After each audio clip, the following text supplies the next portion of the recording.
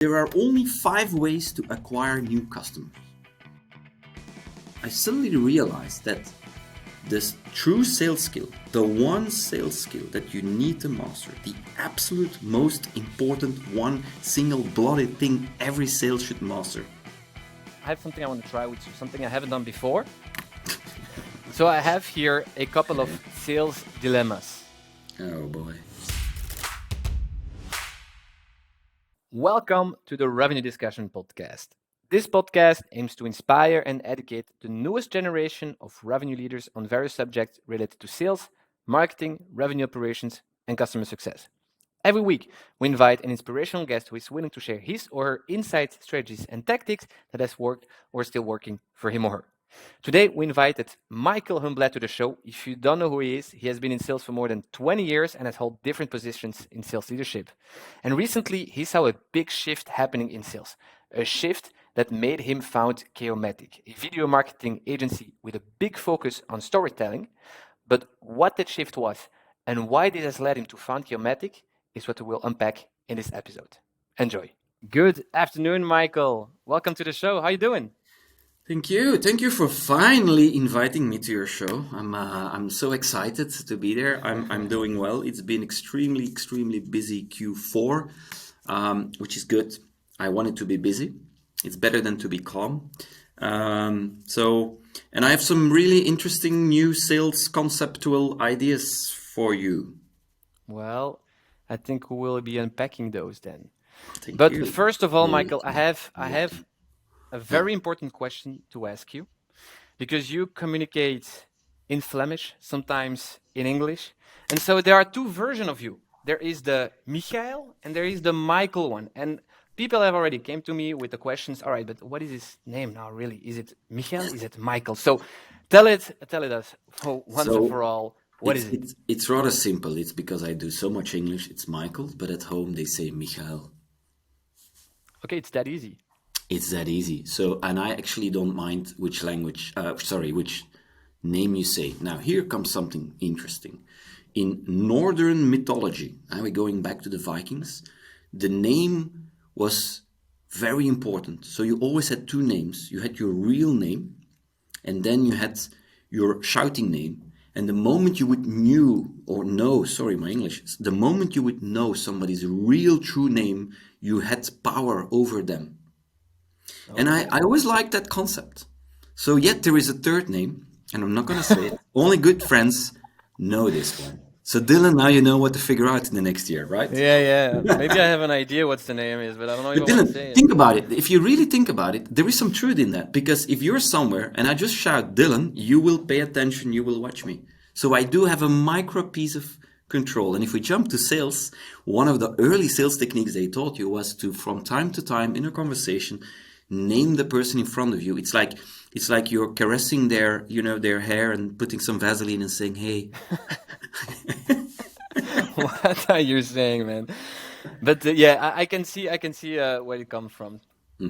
Thank you. All right. So today we'll talk about sales, Michael, because your whole brand is built around sales and sales excellence.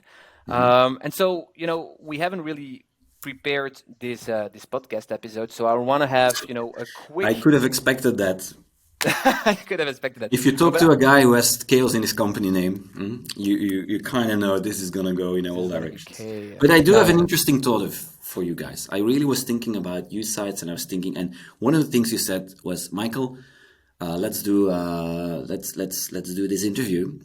What is on your mind, right? And I just want to share you an idea that's forming as we speak. So I'm not completely done yet, and it's going to be like a longer blog. I don't know yet how to do it, but one of the things... The avant-premiere. The avant-premiere. One of the things I've been breaking my mind over the last days is I keep getting all the questions around closing, and suddenly now it's shifting towards acquisition, and I've been thinking about this. So hang on, bear with me. So there are only 5 ways to acquire new customers, right?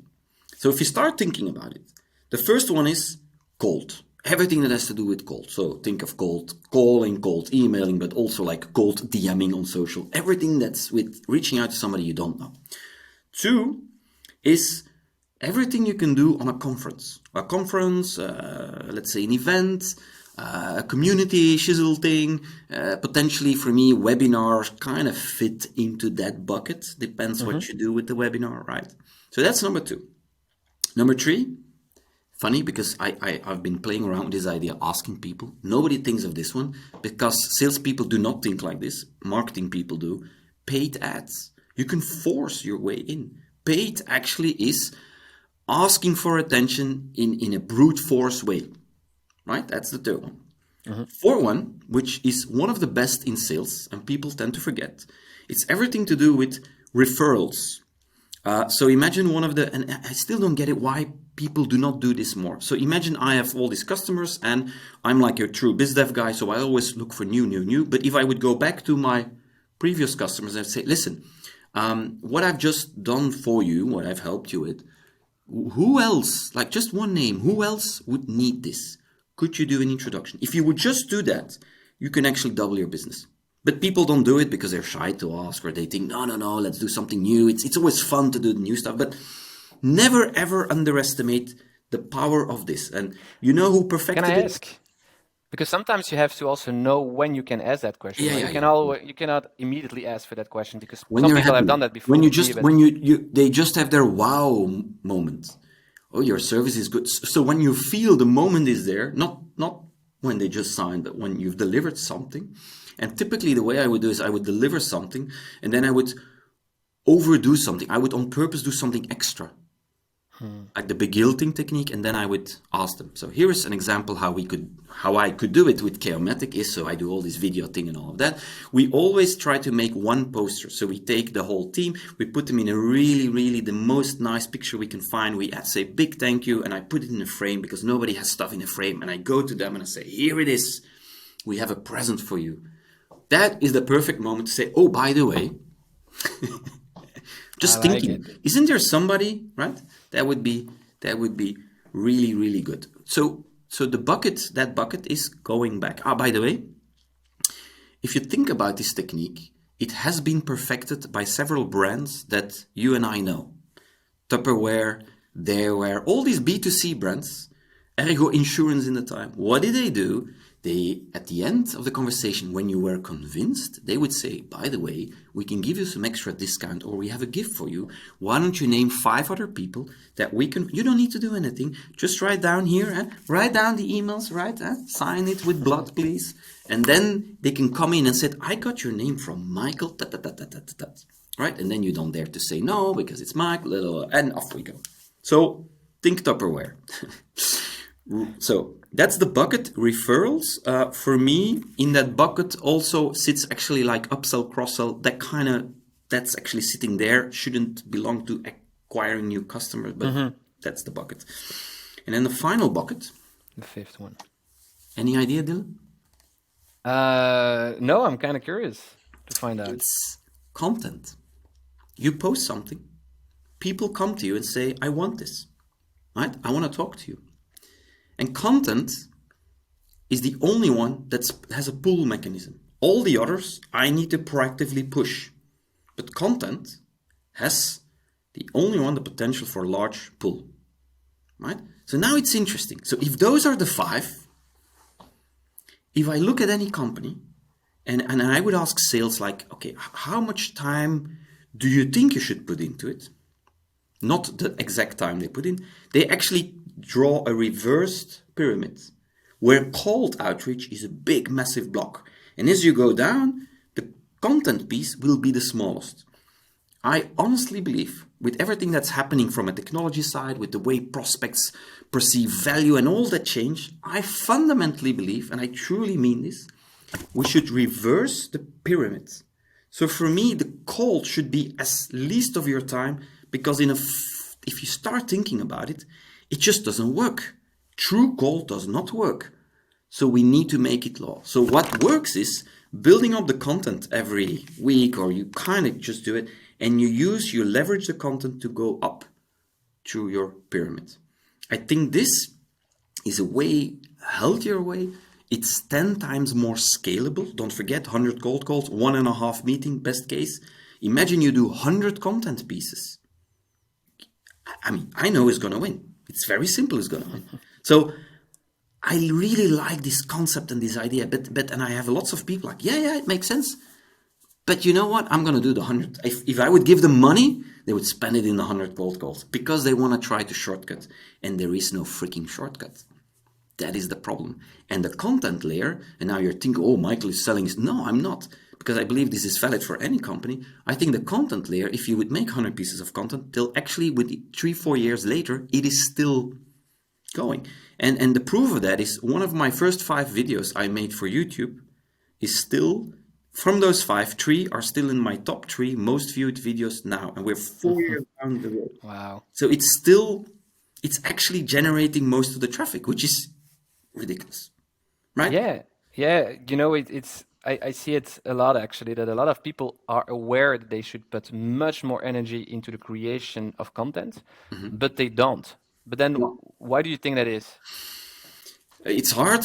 They never tried. So this morning, I just came from a lesson in the Netherlands somewhere, and this lady said to me, "Yeah, but what if?" So there are 2 big sentiments. One is what I call the imposter syndrome, which and then they start saying, "Yeah, but what if the one?" And I'm like, "Stop thinking like that.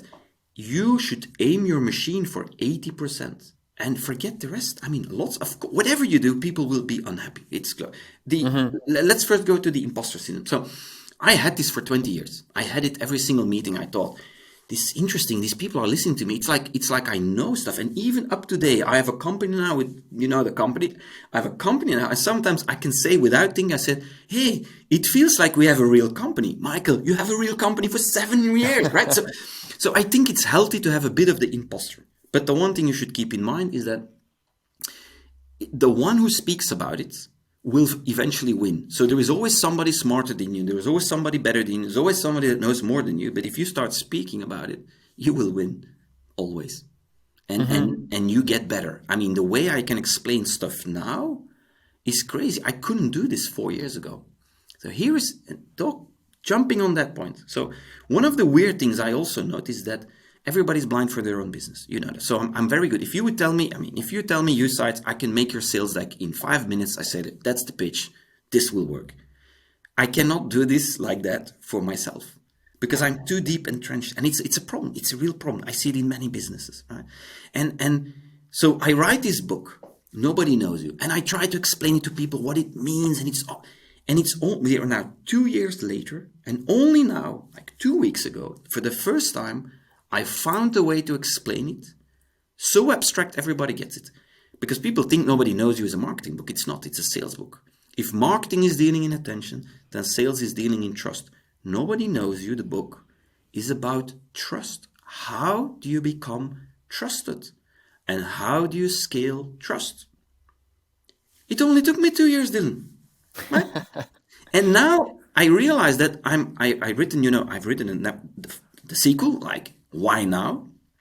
And it's funny because I wrote it without having the abstract idea. So now I'm already floating above. So the book is in design. It will be out 6th December. I'm thinking about it. And I'm thinking, so if one is trust and scaling trust, then why now is actually how to accelerate to get to the deal closure and how to perfect the whole mechanism. But you see, I can't say it in one sentence yet. So it's going to just take me another 2 years to do it.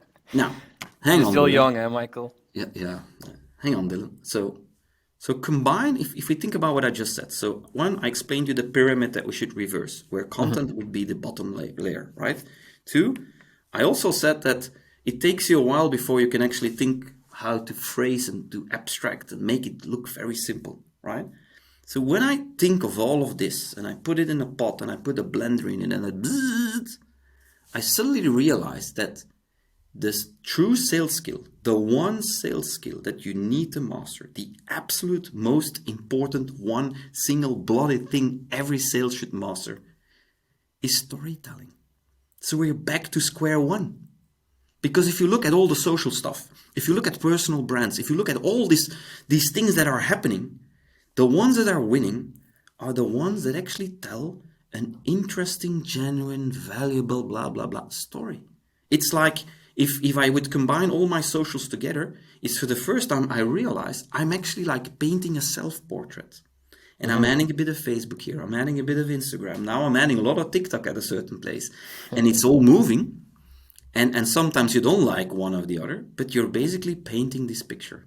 And it's I find it so intriguing. So the content and the storyline, and I find it so intriguing. And the older I get, the more I suddenly realize copy and all of the little things are extremely valuable because they increase conversion like literally in massive jumps. It's not little jumps, it's like massive jumps they can increase conversion. Is that going to be the third book, or is that also part of the No, second book? you know what's really scary, Dylan? So while I was writing number 2, and I did it in 6 weeks, it was crazy. It was like I had poured it out, right?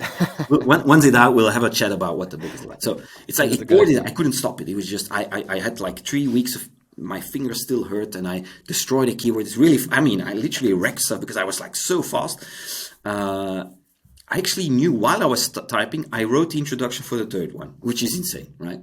And it's probably gonna go towards sales sprints. But I worked with one publisher on book 1. I'm working with another publisher on book 2, right? Tell you the story later. I'm thinking the third one. You know this Alex Hormozy? I do. Yeah. I'm actually thinking about what this guy's been doing, and I really like the idea. You just put it for $1 in Amazon. See what happens. A guy said on an interview yesterday, I was listening to him on a podcast, and he's like, yeah, I sold 18,000 books, and I'm thinking, I'm such an idiot. I'm such an idiot. It's like t-shirts. I went to a friend of mine who has a climbing thing, really cool in Leuven, the Bull, if you want to like it, really cool. The guy sells t-shirts really cheap. So I'm sitting there at the bar watching this. Yes, they have you climb, and after 1 hour, light is out. I go drink a duvel, and I'm talking to him, and I'm watching, and he has these t-shirts. And I'm saying, why are they so cheap? And he's like, Michael, why would you ask a lot of money for it? Because I want to sell as much t-shirts as I can with my brand on, because I have all these walking billboards. So he takes like $1, €1 for. Yeah, it's a And marketing cost. I'm again like, oh. But that's the beauty of entrepreneurship. You can always progress. You can always improve, optimize stuff, and you learn also. Yeah. Actually, you know what would be better? If people would pay you a fortune to walk around with your brand on it, that would even be better. That would be the actual dream. I agree. I mean, that's definitely what Nike and stuff like that are doing. So Yeah. yeah, Yeah. when you talk about content, also something that I experienced is that I'm 25 years old, so it's not like I have a bunch of experience and of stories I can bring up into the content I produce. But something I've really find a lot of peace with is just sharing what I would do or the thing that I actually do, The and instead of journey. saying you should do this, you should do that in order to Yeah. succeed, I'm just actually saying how I would do it is blah blah blah, or what I tried is Yeah. blah blah blah, and I find it very, it really gives me a peace of mind because I don't And you feel can like an ask. imposter no more. What I also like is that you can say, hey, this is the problem. This is what I'm gonna do. That. But maybe somebody else has an idea. And I actually like Exactly. this. People think it's a technique to get more. Yes and no, it is. But on the other hand, That's the beauty of sometimes I it. get really cool stuff back where I'm thinking like, so here is a good trick for those who are doing interviews. So a lot of interviews, I do a lot of, I help a lot when people want to hire a VP of sales or one of those more senior roles, because I have a radar for like, are they cheating me? Are they manipulating? I kind of have a radar for that. And sometimes these interviews are like, you know what to expect, and you're sitting there and you're like basically trying to tick a box, which is not good, right? So I kind of got a bit bored with it, and I said there must be a way that I can learn something. So the way I do it now is that I mean there's a whole process, but eventually it comes down to they need to present some slides, and in one of those slides I basically ask questions like, give me a creative idea, or how would you do this, or how would you do that? And actually sometimes these interviews, they're genius. I get like ideas that I never thought of. I'm going to share one, which was in an interview I think it was last year somewhere. So I asked a guy and I said, okay, so you have this company, they were into the drone space. So you want to really scale this internationally. What would be, in a guerrilla way, the first 2, 3 moves you would do with almost no money? Because typically VPs of sales, they live in a world where they have a courtship, right? So they're being treated like gods and everybody takes care of them. So, but I want to know if they can still think like gorillas, because if you go in and you're gonna scale a business, you gotta have some guerrilla tactics. So this guy said to me, he said, "Yeah, Michael, have you ever realized that the Belgian embassy is in every capital of the world, and the Belgian embassy is tasked by they have to do events to promote Belgian companies." So what he did was he just went to all the embassies and he said, "Hey, I have this company. We wanna go to Spain. I'm just saying something, or America, whatever. We want to grow there. Why don't we do something together?" So the embassy, invites the list that he gives them, like the entrepreneurs or the companies he wants to see. Of course, they see as people want to come to the embassy. They feel important. The Belgian embassy pays for the drinks and the food. They do a little speech. And he says, "I have all the people I want. I immediately have the credibility. It's all been paid by the Belgian state." I mean, it's the most genius trick. And I'm listening and I'm like, whoa. That's amazing. That's so interesting. Yeah. Yeah, yeah. All right. I have to remember that trick whenever we want to scale Yeah, the and I told it community. to several people and nobody's doing it. And I'm like, guys, you should really do this stuff. Yeah. Yeah, Yeah, no, definitely. Thanks for that. All right, Michael, another question for you. yeah. Because you have seen a lot of sales, you have also seen in the meanwhile a lot of senior sales. And what is for you the biggest mistake that you see happening out there, in the sales field, and that you still think will, persist? The mistake that we will always have in sales, no matter how much you try I think is to get rid of it. underestimating the amount of volume you need. So Okay. people focus a lot on quality. They're overthinking the post and they're overthinking a lot of the stuff they're doing. What they're missing is you also need the volume. So you need to have a quantitative approach to quality, which sounds like, I know it sounds very marketing, but I learned that if things go wrong with me, like in a business, any business I am, if I can revert back then into I gotta do my 20 connections on LinkedIn, I gotta do my outreach, and if I can keep that up, I will always, always win, because life and economies and everything goes in fluctuations. But if I can keep up my rhythm, I will always win and I will always grow. And of course, you will improve over time. So that's one. Today in the training, I had a person who says, "Yeah, Michael, we're doing 3 visits a week because we're so busy internally, that." And I said, "Then you will lose. If you have me as an opponent, me as your competitor, I eat you alive. Because even if I'm not better and I'm not bigger, if I can keep up my quantity, I will fundamentally eat you alive in the long run, right?" So that's one big thing. A second thing that I recently was very confronted with my own company is that we're always looking ways to shortcut, and you're so proud about your own company or what you do, you tend to be, how to say that, you tend to be very forgiving and say, "Oh, I'm so happy that you want to work with me, so let me make you a special prize and that." And I realized that you actually don't want that. You actually want to be the most expensive in the market, right? But being able to say that and say, "No, no, and living, being able to live with the no, that's extremely powerful."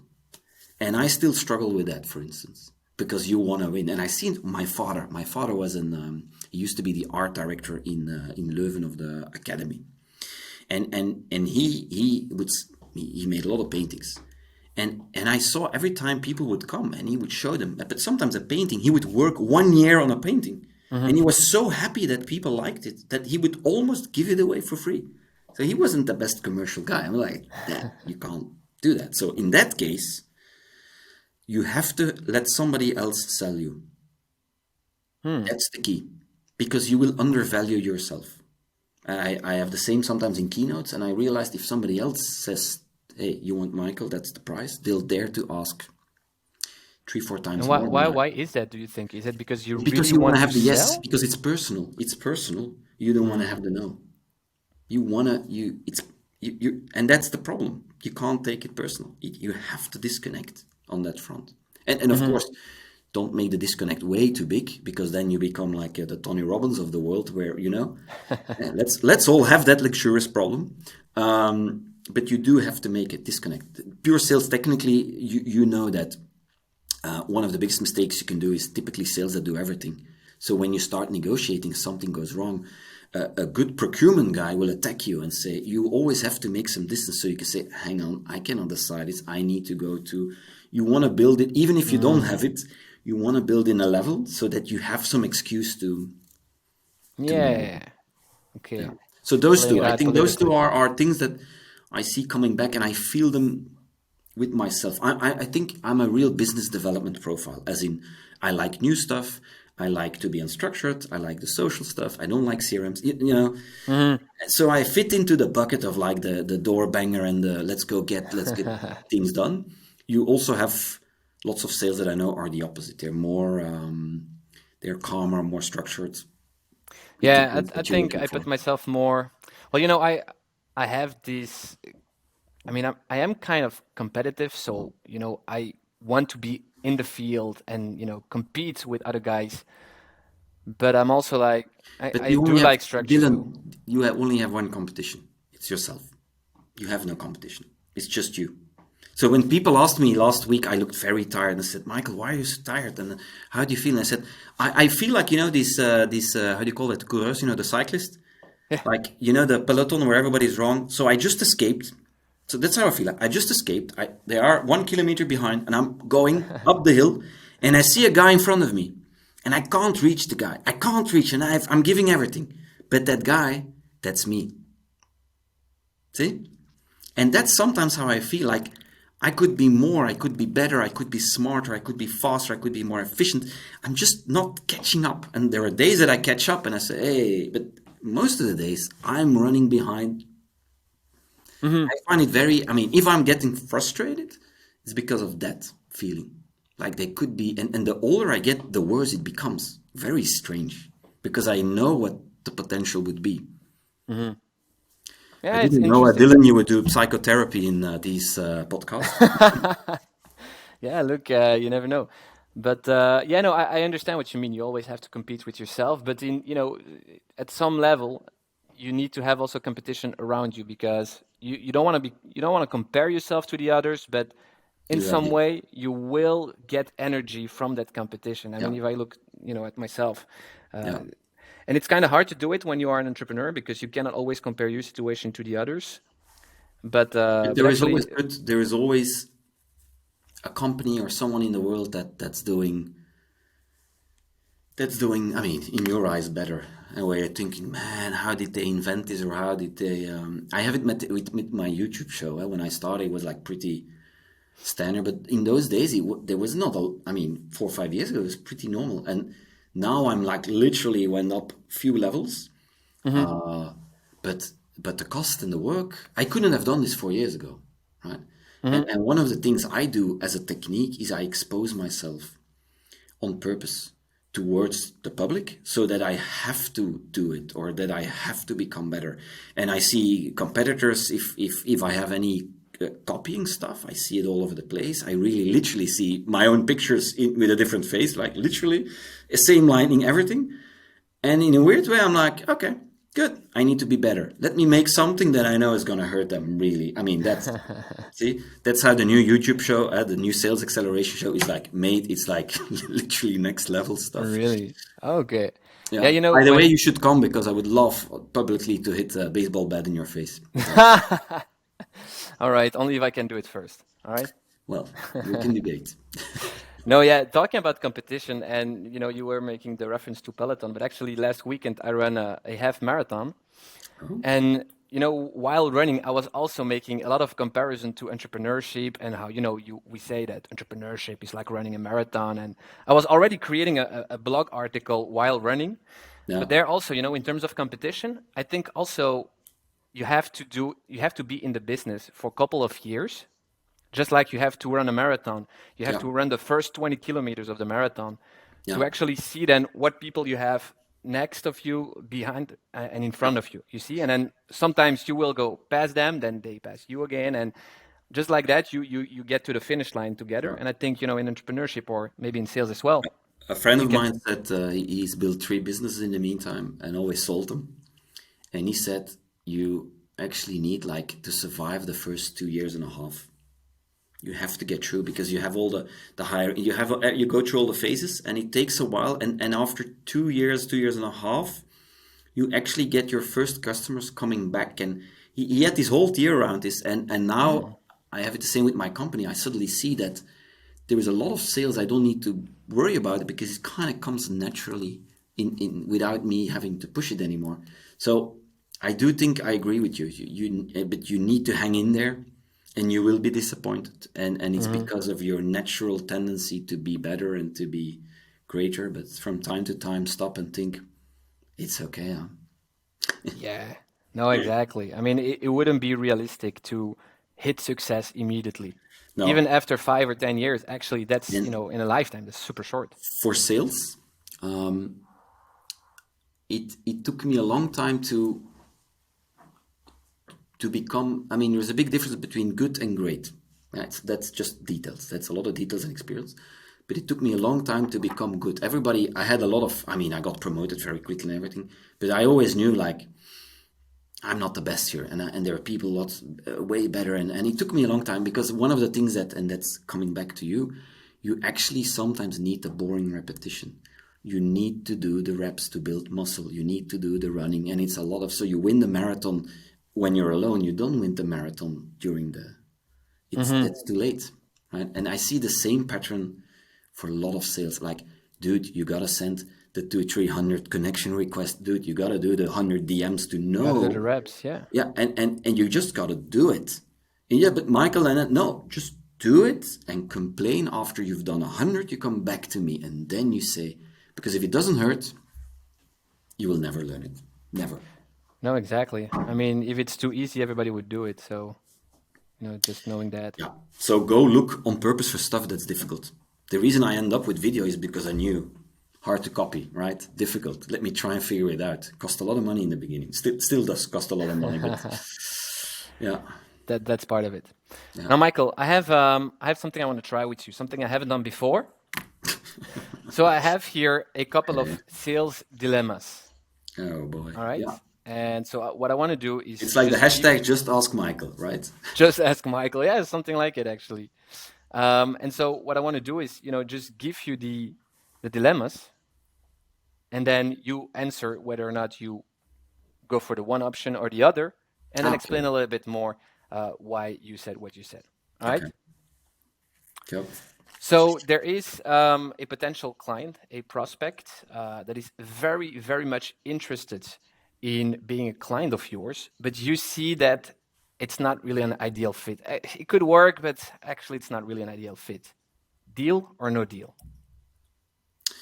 When I would start, I would probably have done it because you got to start somewhere and you got to learn what you don't like. Now I would say no Okay. because it can wreck a company. I actually, in the begin days of Chaomatic, I had taken on a very large corporate customer, which I was very proud of the name, and it was the worst thing ever. It almost wrecked the whole company, and we almost, because we're trying to deliver stuff, we had no clue how and what. They had wrong expectations. So I think the no is actually more powerful than the yes. But again, if I would have just started, I would have, whatever I'm telling you, I probably would have done it just to get the deal. Yeah, you want to deal, but actually it would be better to say no. It would be better to say no. But what do All you do right. in the meantime, right? Exactly. All right, next one. What would you rather do? Follow the sales process or follow the buying process? Always buying process. Yesterday, sales. We were going through a sales deck, and he said to me, "Yeah, Michael, I have an idea. And this is what I do." Second slide, he explains his sales process, and he says, "Dear customers, now you're there." And I said, "Why are you doing that?" And he says, "Well, then they know what they can expect." I said, "Nobody cares about your freaking process. People care about their own thing. And if you really give value, it's about them, not you. So I will always go for their buying process, or even better, I will go for the value journey, what they think is valuable or what they need in order so I can get them to the next step." What do you mean with value journey? Value journey is if I don't know you, right? I gotta figure out what will make you trust me. And in order to figure that one out, I need to figure out what do you consider as value. Is it you growing as a person? Is it your business growing? Is it making you a star? Whatever it is, but I need to figure out what the value is that you care for. And if I can scale that, I win. I'll win in any market. Yeah. Oh, I interesting. call it a value journey. Some people call it the buying journey because buying journeys have a lot more complexity. Man, my English. The value journey is a bit more simpler. And coming back again to the reversed pyramid, all the stuff, most of the time the value is sitting in some content pieces. Yeah. No, yeah, interesting. Yeah. All right, next one. Wait, hang on. So I just got a question because it was a funny one. So I had somebody saying, okay, Michael, LinkedIn, how do I reach out to somebody? I said, is this person, he really wanted to reach out to the person. I said, is this person posting stuff or not on LinkedIn? He said, yeah, he's posting stuff. Not all people do. I said, you know what you do? You take his post, you send it back to him via a chat and say, really, really interesting, whatever. Said they will react. They cannot they cannot not react to themselves, right? Yeah, that's actually a good So we one. tried it live on the spot. We were like doing this because nobody does this kind of stuff. And I'm like, we're doing, come on, so let me write one and you try one. And we're doing this. All of them reacted. And then of course you got to land the plane, right? That's sales technique. But so value is different for everybody. But it's hard not to value yourself, right? Especially public figures and people that when there is a lot of, so one of the things I learned, Dylan, if there is a lot of vanity, I can manipulate it in every direction. If there is almost no vanity, which is rare, there is no manipulation. Yeah, that's actually a very good one. Very, very good one. I'm just making quotes one after the other so you can write a proper blog, right? It's about time, Dylan. All right, deal. No, next dilemma. So automated sales outbound, yes or no? Ooh.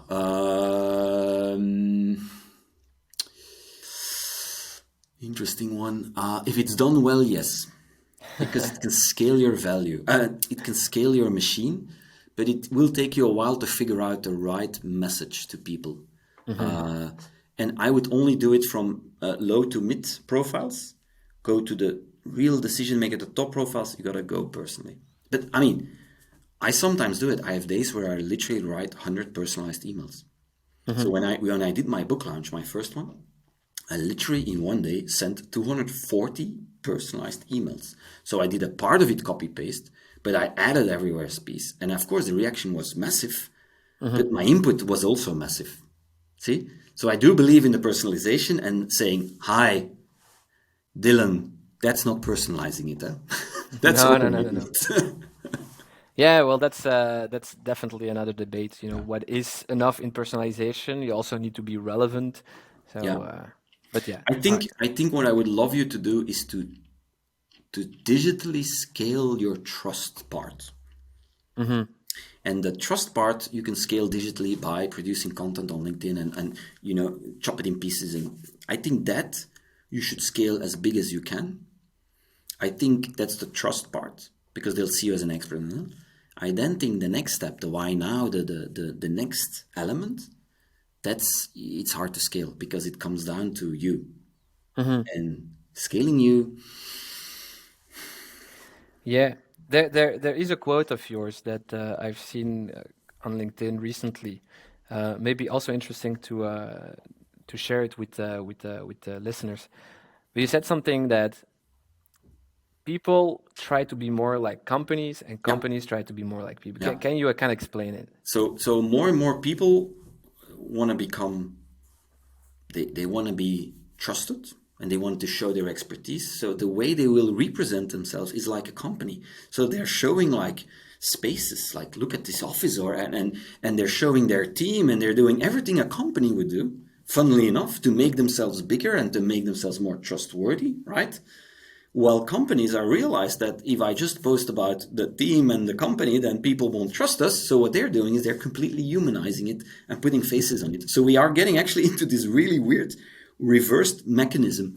And it's very interesting to see, especially when everybody phones you on LinkedIn and says, oh, we need to talk about employer branding, which is again humanizing people, right? So this interesting mix between personal brands facilitated by companies, and I mean, Yeah, we have an interesting time ahead. It is, no, definitely. And I'm also curious with to see everything if that there is a comes with if there is a proper by the time you post this, maybe we have a proper recession and proper inflation and proper everything going. yeah. What will happen then? Because then people will turn to those who believe, right? Hmm. And you got to scale the belief then, saying, and that's a serious sales technique. No, And you know definitely. where we end, Dylan? Storytelling. Always storytelling, man. Also, what because you are also a man that invests a lot in the research of what will be the future of sales, and I know that you're also kind of investigating from your end, what the power of the meaning of Web 3.0 will Yeah. mean for Yeah. the revenue organization, and what can you say about that? It's because I helped a lot of companies within the blockchain world, and so I've been doing some of that since 3 4 years, and I have to admit I had no clue in the beginning what it would mean, and then you see the crypto stuff flying on top of it and think, is that it? So it's a very basic mechanism. If you look into where the data is residing now, which is in some of these pillars, Google, Amazon, and they're fighting each other to get as much land grab, not much data as they can, but they decide fundamentally what the algorithm, what they will do with your data. You're a puppet. Once you get in there, you're a puppet within a silo. Hmm. If we look into that's Web 2.0, if you go to Web 3.0, we see all these governments fighting and saying, no, the power needs to get back to the people. The question is, can they really enforce it? That's another topic, right? Hmm. But fundamentally, we're going from a centralized internet to a decentralized internet. The blockchain fundamentally is a decentralized ledger, right? So if you think about it from a sales point of view, it means that where in one end I can facilitate the algorithm, pay them, do all of that, suddenly the power, the knowledge, the information, the trust will go back to the decentralized person, which is you, Hmm. Russ. Meaning that personal brands and everything that's circling around that will become 10 times more important to scaling your business, whatever's sitting behind. And Hmm. we see some of that in Australia, we see some of that in America, especially Anglo-Saxon countries. There is a bit more of a tougher sales culture. It's much more shouty. We really see there that salespeople are building like their own TV shows, and it's crazy to see. And they have competitions, and I'm watching this, and I'm thinking, oh, and you start feeling that within Europe, start feeling it, but I really urge everybody to really understand how to tell their own story because it's gonna come and there is no stopping to it. And it's just Hmm. gonna get worse and worse because whatever app, whatever software is around, it's still gonna be your face saying something. And yes, your storyline can change over time. Don't worry too much about Hmm. it. But I think that's one of the big trends. On top of that trend, what you also see is that there will be one of the boring stuff of sales is the repetitive tasks. And there is so much software out there, like mini tools. I believe combine the Web 3.0 thing, personal branding with those tooling, and you can really, then I think you can really take speed.